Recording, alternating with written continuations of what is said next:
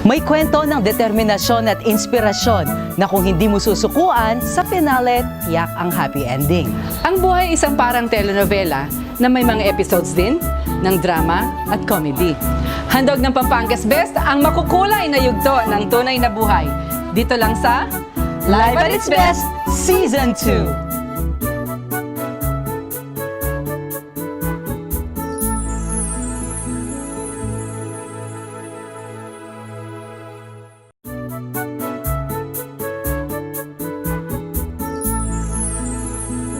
Hello mga beshies! Nagbabalik na naman ang inyong all-time favorite beshies. Kami yun. Siyempre, tayong dalawa yan, beshi. Yes, Beshi, we're back for yet another Best Kabalen story of inspiration and determination that will surely touch our hearts. Ito ang hanabuhay na may pinagsamang tamis at sarap ng tunay na pagmamahal tulad ng inyong all-time favorite all-day breakfast, Pampanga's Best. Kwento ng pagsusumikap na maghahatid ng inspirasyon upang maabot ang simple at mapusong pangarap. Kaya mga beshies, sama na sa ride ng tunay na buhay. I am your best, Angie Hizon. And I'm your best, Kakay Munoz. This is Live at its Best, Season 2.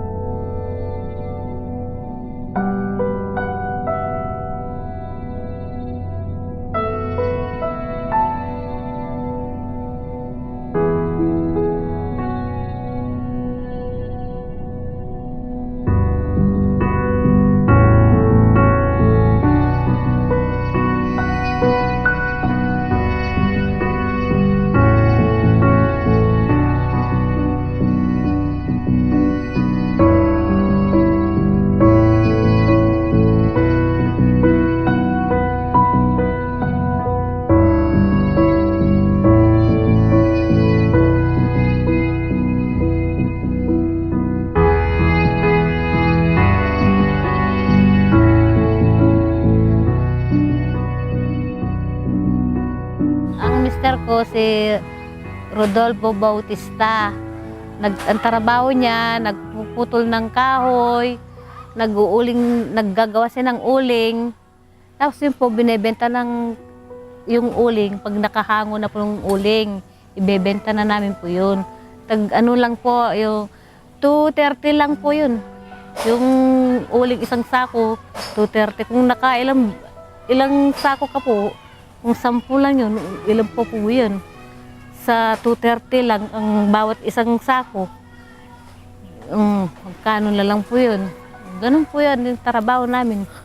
Kasi yung anak ko kahapon nag-aaral, naghihingi po ng pera. Sabi ko, alam niyo anak, 200 lang ang isang araw ko.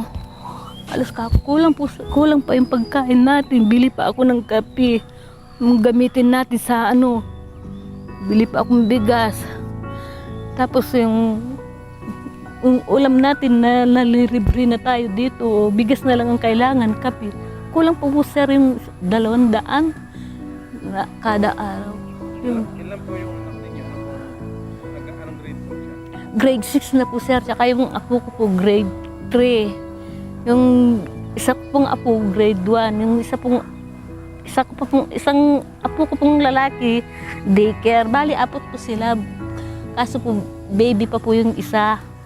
Bagong panganak pa yung anak ko na panganay. Yan po, nagtitinda lang siya ng maliit lang. Wala naman pong ganong teacherya lang, mga candy lang po. Yun lang, kada ko, bigay ko sa kanya yung pag po sir, isang linggo rin kasi yung gawa ng uling sir. Isang linggo, mahigit. Pag malaki ang pugon, ang gagawin nila, isang linggo po, bago makahango, saan po yung hanapin po yung kung hindi ka po ganyan-ganyan magtrabaho. Matagal po yung pag-aho ng uling, isang linggo, mahigit.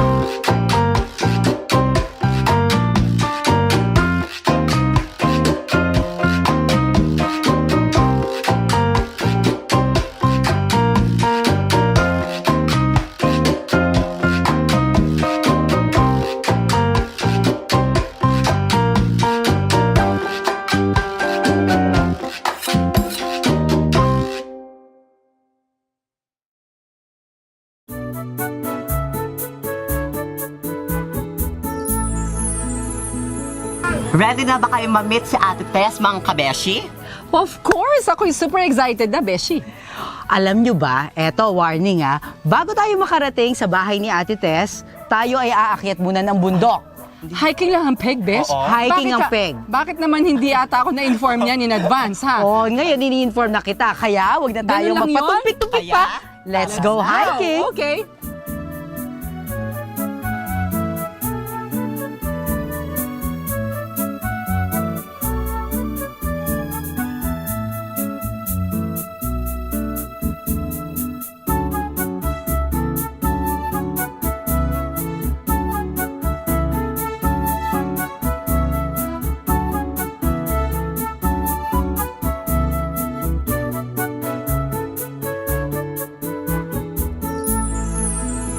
So finally mga kabeshis, narito ngayon tayo sa bahay ni Ate Tess. Para sunduin siya, At syempre, mamamalingki tayo. truthfully yours. Yan. After So, na mahabang lakaran, heto na tayo. yep.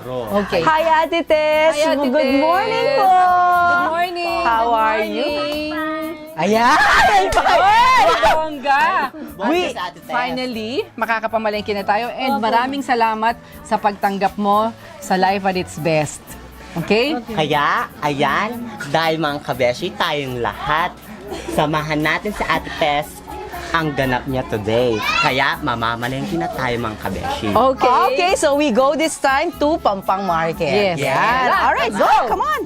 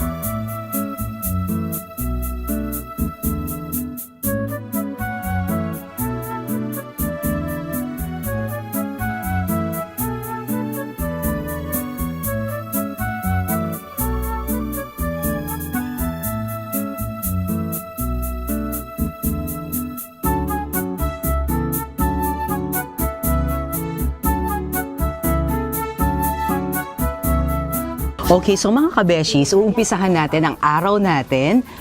Madaling araw, yan Yes, siya madaling syempre. So, mga kabeshis, we were able to meet at 4 a.m., no? Bakit nga ba ganun kaaga? Kasi, inuumpisahan ni Ate Tess. Tess, di ba? Tess, Oo. of course. Ang kanyang everyday life sa pamamalengke sa Pampang. Kasi doon niya binibili, hindi mo alam, Chen. Doon niya binibili lahat ng mga ititinda niya the whole day. You know what, Beshi? First time ko makapunta sa Pampang Public Market, Ako, no? hindi. Oh, hindi? Oo, Okay, of so course not. talagang very busy, no? Ang Pampang Public Market. Pero, ang gusto kong itanong, papaano nga ba namimili? Etong si Ate Tess. Ate Tess. Oo. So, nagsimula siya with how much? Oo.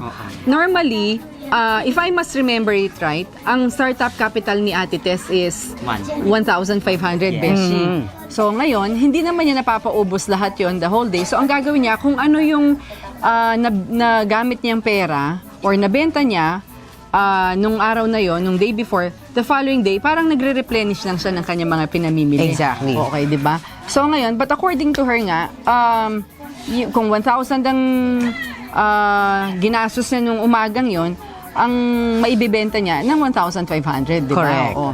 In other words, yung 500, I would like to believe, tinatabi niya yon, pero malalaman din natin mamaya lahat yan Yes. kapag ka nakausap natin si Ate Tess. Pero yung sinasabi mong paano siya nagde-decide ng kanyang pinamimili, meron siyang particular size nung Yes. ulo ng manok, Correct. di ba? May ha? Yung paha, Yes. oo, yung paha, yung May Adidas. tubo pa. Oo, di Diba? ba? Meron siyang So ito yung sa mga barbecue niya yun. Oo. Ayan. So, At saka kung napansin mo kanina, Besh, meron siyang mga suki. correct. Oo. Sa laki ng Pampang Market, alam niya kung saan Saan niyang pupunta talaga. Hindi porke doon na nakita, doon na niya lang bibilhin. Hindi. Meron Oo. siyang particular na mga suki. But you know, what I really like about our public market experience, no? Ito yung talagang parang makikipagpatintero ka sa mga freshes, freshes from the market, Oo, no? oo. Ito yung talagang pipili ka ng pinaka-the best, katulad lang ng Pampangas Best yan, syempre, no? Para maihatid mo to, no, ng fresh din sa iyong mga mamimili. Oo. And from there, Kahit na nasa barangay lang siya, kahit sa isang... Kasi, Beshies, nasa Sapang Bato po kasi kami ngayon. Ngayon, you will see later on kung ano ang community dito. Pero, kahit na ganito yung community, without demeaning yung community po natin, naging particular po si Ate Ate Tess Tess. sa kanyang mga produktong yung mga materials na pinamili niya. Hindi basta-basta pa rin. Hindi rin Diba? basta-basta. Oo. And what Kasi- I really, I cannot forget about this experience, Besh. Ito yung, siya mag-isa, no? Kasi tatlo tayo ngayon tumulong sa kanya, and yet, ang dami nating binuhat. Oo. Ako binuhat ko yung bayong, no? So sabi ko nga, parang nga ako nag-gym, no? Doon sa bayong na yun. Nakuha ang nasira ng handle, ha? Oo, di ba? Hindi ko alam if it has something to do with the weight or the way I was able to handle it. With the weight. I guess so, no? Or hindi. Hindi matibay yung bayong. Ay, ganun ba? Hindi, pero talagang mabigat. Mabigat Mabigat. yun. I mean, kung kinikilo natin yun, nasa around like 10 kilos, no? Yung laman ng bayong. Tapos, ang dami niya pa yung bit-bit, pero kaya niya lahat. Oo, just imagine sa size niya. Ganun, 'di ba? Ang late niya. Wala man siyang 5 feet siguro. And not to mention, talagang parang kaya niya lahat, no? Yung hindi siya talaga At magko-complain. saka hindi niya iniisip na yung napapagod yung binubuhat niya. Napapagod ba yung binubuhat niya? Oo, besh. Besh, pag... Ayan. di ba? So, syempre mga kabesh, yan lang ang mga insights namin, no? Sa pamamalengke, kasama si Ate Tess. Hindi pa yun. Imagine yung layo ng lalakarin niya na may bit-bit na bayong Exactly, na mga pinamili niya. exactly. Tapos, Aakyat pa uphill, siya. parang Little Baguio nga dito paakyat pa. Correct. Eh di talagang hagardo.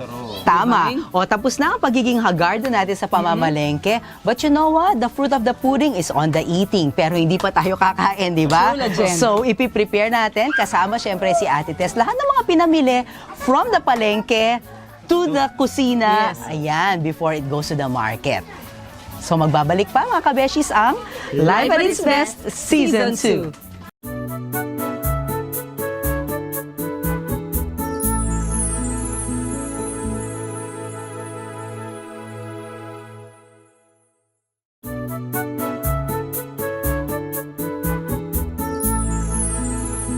Right, so mga kabeshis, nandito na yung ating mga pinamili. Yan. Oo. Ready na ba kayo? Ready na. Alam mo, syempre, tayo, sabay-sabay natin gagawin yan. Correct. Diba? Para mabilis. Para mabilis. Pero, just imagine kung si Ate Tess gagawin niya lahat to.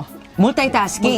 Multitasking. Oo. Okay. Pero so ngayon, ikaw, kasi palagay ko, isa lang ang kutsilyo. Correct. So, isa lang ang pwede maghiwa. So ako dito ako sa chicken, sa barbecue ako, ha? Oo. Ako Okay. ngayon, magpaparingasan ng uling. Okay. Kasi Ano naman, beshi? uling galore lang ang ginagamit. Divine?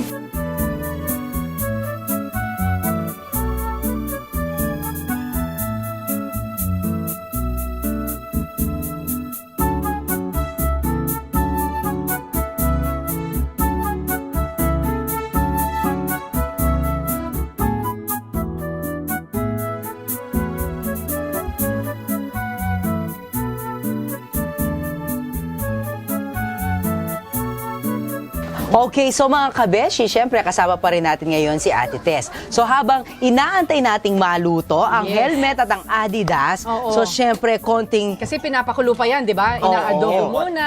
Oo. At habang saka nagtitinda yung- na rin. At saka yung dinuguan kanina. Oh, so pinapakuluan pa lahat yan. Meron tayong chika minute. Yes. Yan. So Okay. anong unang ichichika sa atin ni Ate Tess? Kung ano ang kanyang... Teka, Ate Tess, huwag ka magmadali. Umalis siya. Ate, may pupuntahan ka? Ano ang dati mong... Kasi nabalitaan ko, dahil medyo matagal na tong ano nating to. While taping this Oo. episode, may, no? may nagbago sa iyong buhay, di ba? Pumuti ka daw. Oo, pumuti ako nung... Nagluta ka na. Oh, ay, talaga, pumuti ka pala. Ako sa class. Oo, sige. Alam nyo, ang dati mong trabaho, abay, mas madaldal pala siya sa'yo, Beshi. True, true. Okay, Ang sige. dati mong trabaho. Sa susunod, talagang tatanggalin na natin si Sawadika. Si Ate Tess na lang yan. Oh. Alam mo, ang dating trabaho ko noon, ma'am, nag-dishwasher lang ako. Saan ka Ay, wag mo dishwasher? sinasabing lang. Saan? Sa Clark, sa Talipapa. Meron bang talipapa doon? Okay. Meron. Sa Clark? Marami sa may pure gold. Sa Freeworld. Oo. Meron ba? Meron. Okay, hindi ko alam. O siya. Bali sa isang karinderya, ganon. Oo, okay. Dati kang dishwasher doon. Magkano ang kinikita mo doon dati? 200 lang. Sa isang araw? A day. Uy, nag-i-English si ate. Yes. O sige, ilang taon ka nagtrabaho doon? Matagal din na. Gaano katagal? 10 oras? Hindi na. Ilang taon? Matagal din. Ilang taon? Mga ano rin na... 10 years, 7 10 years mga. Kasi maliit pa yung alaga kong bata ngayon. Malaki na. Tagal din. Matagal, oo. Pero, ayon sa research, no, may malungkot na nangyari doon. So, may kwento mo nga. Malungkot lang nangyari sa akin, sinira nila ako. Sino? Trabaho ko. Meron bang... Mas lalo akong kakampiyon ng... Ano, paano ka siniraan? Yun nga, yung kasi daw ganito, hindi ako pumasok lang isang araw, dahil nga masakit ang ulo ko. Yun, ba't daw hindi ako pumasok? Ikaw lang, Tess, ang pinagkakatiwalaan ko, sabi ng boss ko. Ngayon, bakit ako papasok, masakit ang ulo ko, nagbilin lang ako sa manugang mo, kako. Grace kako, hindi muna ako papasok, sabi mo kay Ate Eva, hindi ako papasok, masakit ang ulo ko. Kasi pumunta sila sa Maynila noon eh. 3 days sila doon. Pumunta doon sa kapatid niya. Ako ang pinagkatiwalaan. Sabi ko, masakit ang pakiramdam ko, Grace. Sabi mo kay mama mo, hindi ako papasok ng yung araw na yon, Monday yun eh. Talagang tanda-tanda niya, Ate Tess, ano? Pagdating na darating na sila yon. Siyempre, uuwi na sila sa Clark, doon sa ano namin. Hindi ako pumasok, masakit ang ulo ko kasi pagod. Akong pinagkakatiwalaan nila doon. Ngayon, yun nga, hindi lang ako pumasok. May yung bagong pumasok, yun ang nagsira sa akin. Paano ka siniraan? Yung ganito, may Nakakasira na pala yung ganito. Maraming mga sinabi na, no? Oo, mga na may tinatago raw ako ng ulam. Hindi ko magagawa yun, kako. Ang tagal ko na sa kanila. Ako pang sinirahan nila. Mas matagal ako doon sa kanila. Mulang bata yung anak niya, doon na ako. Kasi naglalaba ako doon dati. Tapos mamlansya. Yung katulong nila ako doon sa bahay niya. Ito naman ito, tatanong ko ate, no? Na-feel mo ba na na-discriminate ka, gano'n? Oo, parang yung pinagbibintangan ba? Kaya siguro gano'n. Dahil ba sa ikaw ay isang katutubo? Oo.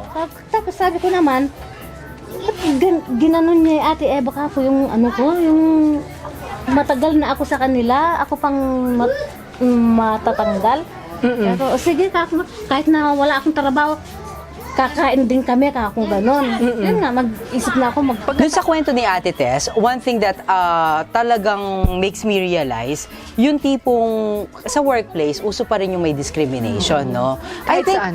it's all a matter of respect, no? Kung bago ka or luma ka doon sa workplace, kung sino man yung dinatnan mo doon, kailangan magbigay ka rin ng respeto, Yes. no? At para sa akin, wala sa kulay or sa kung anong tekstura ng buhok mo, no? Mo pwedeng i-judge ang isang nagtatrabaho or isang empleyado. Kundi sa kanyang performance. Yes, yun. At saka yung behavior, no? Lahat ng skills matututunan yan, pero yung values, Yes. nasa sayo yan, no? And to me, I feel saddened, no, sa kwento ni Ate Tess. Pero alam mo ba, Beshi, mga Beshis, eto ang gusto ko sa kanya. Hindi siya nag-stop. May maraming mga ganyan na pagkakataon na medyo feeling mo, no, bigong-bigo ka na, tapos you were rejected, no, titigil ka na. Pero si Ate Tess, anong ginawa mo after nun? After nakipaglabada, anong ginawa mo ngayon? Ano ang iyong hanap buhay ngayon? Nakaipon akong konti-konti. Yun nga. Oo. Yeah. Actually, ba't pa natin tinanong? Kasi ginawa na nga natin, di ba? True. Oo. Yeah. Hindi, para lang alam ng ating mga kabeshis, from a dishwasher na mga 10 years, si Ate Tess, natanggal sa trabaho, pinatawag ng isang araw, tapos nakipaglabada siya, tapos ngayon, isa na po siyang entrepreneur. Yes. Isa na siyang negosyante. Diba? Dyan, oo. Dati, kumikita siya ng 200 pesos per day. Ilang oras ka nagtatrabaho dati? Papasok kami ng 6. M. Tapos labas kami ng 4. Ng hapon? Uy, take note hindi lang siya dishwasher, all around, no? All around siya. Ang kabeshi. Oh, okay. So kung saan may trabaho, Doon siya. All around kitchen diyan yung nakuha yung helper. pagiging multitasker. Oo, kitchen helper. Talaga, Okay. oo. Ngayon, siya na ang boss ng sarili niyang hanap buhay. Oh, kwento mo sa amin, paano Oo. nagsimula yan? Oo nga, sige. Paano nagsimula yung negosyo mong yan? Nagsimula yan, nagsahod ng asawa kahit konti.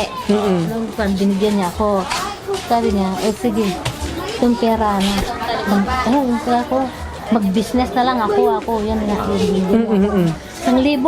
Sobra niya sa sahod. Yung iba, pambili na ang pagkain. Pumunta na akong mamalengke. Yung pisa yan. Gaano ka bilis? Halimbawa, nung unang-unang araw mo, bumili ka ng mga paninda ng halagang 1,000. Yung maghapon bang yun na paubos mo lahat ng mapaubos. Wow! Magkano yung kinita mo sa isang araw? Ako, 1,700. Pinakamababa, sige. 1,700, 1,700. so may 700 siya. Aba, Pag malakas. naka-register ka ba si VIR? Hindi. Ibig sabihin, yung pinakamababang kita mo sa isang araw, magkano? Kung mahina, 500. Uy, not bad na. Oo. Saan magpupulo din ng 500? Oo, di ba? Diba? Ibig sabihin, dati kumikita siya ng 200 per day. Ngayon, minimum 500 na. Naku, maghapon, di ba? Alam mo, very wise, no? Oo, very galing, wise. galing. Ito yung tinatawag talaga natin na kapag determinado ka, no? Yes. At saka talagang masipag ka. Yes. Talagang may Saka meron mabubuo. siyang entrepreneurial skills, ha? Correct, Oh, correct. Imagine mo yun. You know, it's one thing na siguro sa lahat ng ating mga kabeshis na nanonood ngayon, no? Walang mga malalaking business or maliliit na businesses dyan, no? It's a matter of mindset. Yes. Di ba? Tiyaga. Imagine sa dating dishwashing, tapos nakipaglabada, and that, nakaipon ng konti, Yes. nagnegosyo. Araw, nagpunta sa kanila. Ano ang pwede mong maipayo sa ating mga nanonood? Nanonood sa ating mga ngayon na manonood? tulad mo na maraming mga napagdaanan sa buhay, pero ngayon tignan mo na, May di sarili ba? ka. Kanina sabi May mo sa sarili amin, kang kabuhayan. nakwento mo, wala na akong boss ngayon. Sabi mo, di ba? Oo, wala ka ng boss. Sarili ko ng buhay. Oo. So, ano yung masasabi mo? Anong maipapayo mo sa ating mga Kabeshis. Ano? Mag-Tagalog na ang Kapampangan. O kahit na ano. Kahit Espanyol pwede. Concept ko sa inyo ko na makanya na kay business na ita magtamad kang mag-business tam muna manung baka namin para kaya rin anak tam pamilya tam para mangala. Then nga po ko para kaya pimagkanyang ko para supportan ko lang naman. Kasi may nayan yung asawa na kasi kontrakto niya mo. Pila niya naman tayo. Di kaya may ako ka rin karela. Pati anak. Kaso sildo na mo. 1.8. Ing Parumingo. Para din. O, daig me pa. Daig me pa. Ito pang pala di mo rin nga po. Kayan, sabi, mga beses, sabi ni, actually kahit saan naman, no, kailangan talagang magtiyaga tayo, magsipag tayo, di ba? Kasi ano ba yung kasabihan, Beshi? Kapag may tiyaga, may Pampangas best. Oh, true, Hindi, yeah. hindi yung sinasabi nilang, ayan, nawawala ako. Yung, ang nasa tao ang gawa, nasa Diyos ang awa. true. Diba? And I always believe on that, no? If your determination to succeed is strong enough, failure will never overcome you. Katulad ng kwento ni Ate Tess, mga kabeshis, pwede na siyang mag-stop Pwede siyang di ba? Yung parang, okay, that's the end of my life. Oo, But pwedeng nagtuloy-tuloy na sa paglalaba. it was never an option for her. Ang option niya, sabi niya, magtatagumpay ako, mas magsisipag bakit ako. Bakit? Kailangan niyang makatulong sa pagpapakain sa kanyang mga apo. Exactly. Hindi Okay. lang sa kanyang mga anak, kung hindi hanggang sa kanyang mga... You know, that is a natural trait of a Filipino. Oo. No? Hanggang sa kaapu-apuhan natin, hanggat kaya natin, susuportahan natin sila. At ito rin siguro yung my take on that, no? Hindi lahat ng mga kapatid nating mga Aita, they will always have that mindset na pupunta ng kapatagan, mamamali mo, something like that, no? Medyo, ang daming mga negative mindset about our kapatid na mga Aita. Ate Tess is just one proof Yes. na wala siyang pinagkaiba, na minsan angat pa siya Yes. sa ating mga sa mga unat or to whoever. Yes. And with that, Life at its Best salutes you. Yes. And that says it all, I think. Okay, so sa pagbabalik ng Life at its Best, meron kaming babalikan na sorpresa para kay Ate Tess. Dito lang sa Life at its Best Season 2.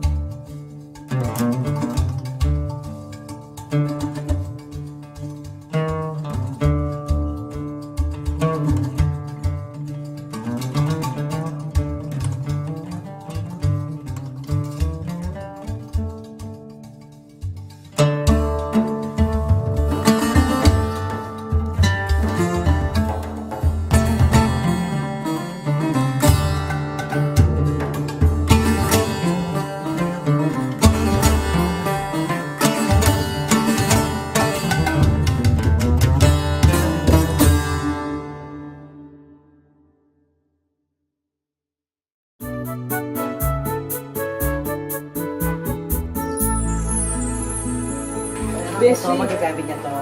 Egg. Ito pag ng egg, pamilyo. Beshi, ito, para saan to? Para sa panglinis ng Akala ko pang dermabrasion. O kaya diamond peel. Uy, ito ano siya, di ba? Greener na fryer and that. Okay. At syempre, hindi makakalimutan mamaya dyan ang ating. As always, dahil the best si Ate Tess, merong handog sa kanya ang Pampangas Best na Pampangas Best. Pangkabuhayan package. Di ba ay? Siya, hintayin na natin si Ate Tess.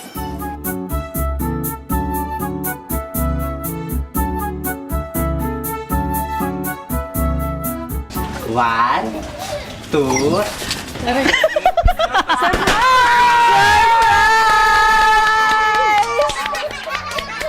Hi! Yan! Hello! Yan! Okay! Yes, surprise! Yes. At dahil ate, the best ka, tanggapin mo ang mumuting handog sa'yo ng Life at its Best. Yes. At syempre, kasama ng ating all-time favorite all-day breakfast, Pampangas Best. yes, Bessie. Kaya, Meron siyang bagong griller. Ingawan. Yes. Hindi ka na, pero mag-uuling ka pa rin. Mag-uuling. Mag-uuling Yes. ka pa rin, di ba?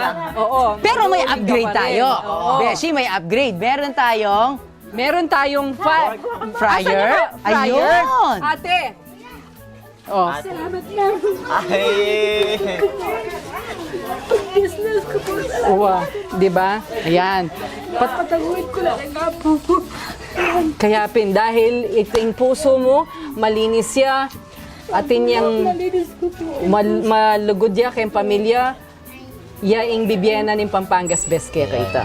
Diba? Atina kang malyari na kang magtindang chicken nuggets, Yes. di ba? Fishballs. Malyari kayo fishball mo, kaya mo niluluto. Itang kaya kang hamburger, itang hotdog, kaya mo niluluto. Yes. At syempre nga ba, Beshi, papaano nga ba makakapag-start up ng business si Ate Tess kung Ayan. wala ang ating mga produkto worth 5,000 pesos from Pampangas Best? Eto yan. Bilangin na Saan yung natin. palad mo, ate? Sampal mo sa mukha.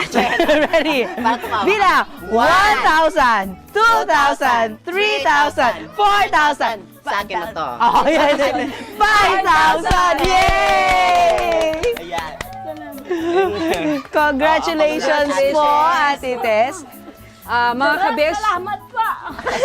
mga kabeshis, natunghayan po natin ang isang simple, kamukha na sinasabi natin, simple at mapusong pangarap. Dahil sa kanyang pagmamahal sa kanyang pamilya at nakita po ng Pampangas Best ang kanyang pagsusumikap, kaya't binibigyan po siya ng isang munting hanap buhay. Kaya mga kabeshis, sana po isang maging inspirasyon sa atin si Ate Tess. Yes. Palakpakan po natin si Aling. Babalik po ang Live at its Best Season 2. Salamat po.